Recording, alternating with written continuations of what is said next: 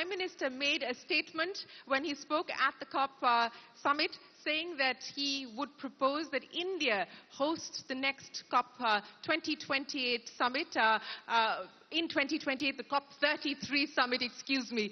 What's the roadmap? How do we intend to be able to get there? The statement was made only yesterday, and I think you saw it as soon as I saw it. Therefore, there is no claim to inside knowledge that I have. But I can tell you it's a brilliant decision. As a citizen of India, I welcome it for a variety of reasons.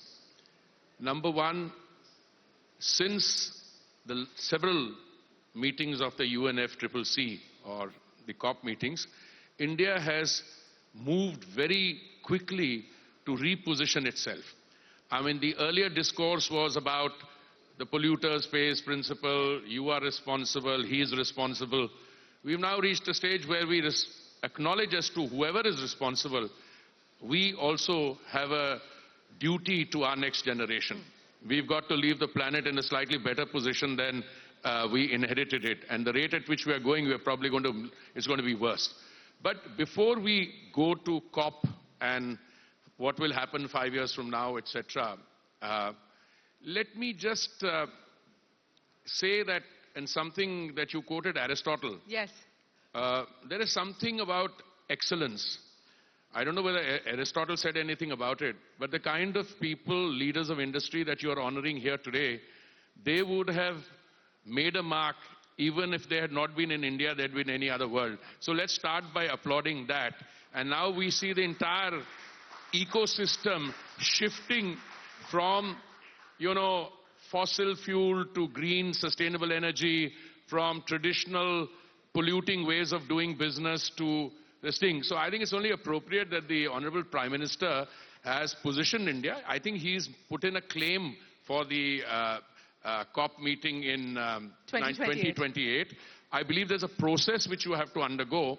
But I think considering the kind of effort being made in India, I'm sure that the Indian desire to host that event, and I'm sure that what happens is that if you host the G20, I find somebody intimately connected with the G20 here.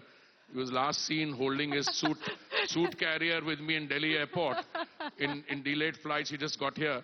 But the preparation for the event itself acts as a very major incentive for different parts of the economy, the ecosystem, all the industry, everybody to start focusing on that. So if you're hosting a COP meeting, and I'm personally delighted, but I'm not going to make any pronouncements on that you'll have to invite Mr. Bhupendra Yadav or anyone else to do that.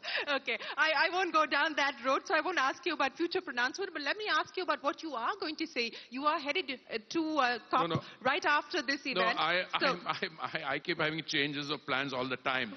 But I'll tell you there's something fascinating happening. This COP meeting was hosted or is still being hosted for another few days by a country which is a major fossil fuel producer. Correct. And yet that country wants to transition. Now, I think therein lies the dilemma, or rather the dilemma to understand what is happening in the world. I mean, the UN Secretary General made a statement, and I'm an old friend of his. We served together in Geneva many, many years ago. He said that if the planet is on fire, you cannot use a garden hose or something to put out the fire. True, but we are living in a complicated world where almost any outlandish statement that you make could be true. You need to transition from fossil fuel to green energy. India is doing it faster. I also believe that when there's turbulence in the global market, the transitioning takes place faster. But you have to be realistic. If you were to suddenly stop the use of existing brands or kinds of energy, whatever they be, you would have chaos. You saw that during the economic meltdown. Once the economy closes down, then you move to a crisis in livelihood. So I think what we are needing to do, and I'm sure that the Indian position, which has always been forward-looking and constructive, we will navigate from the current situation. We already changed our position in Glasgow. I remember when the Honorable Prime Minister was on the flight between, I think, Paris and Glasgow, suddenly when he reached there and he made pronouncements, I think the bureaucracy was taken aback.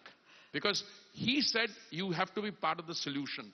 And I think with India expecting to host the meeting in 2028, which will mean that you will have a more focused, vigorous Indian leadership of issues relating to climate change, both within the country and in the international arena.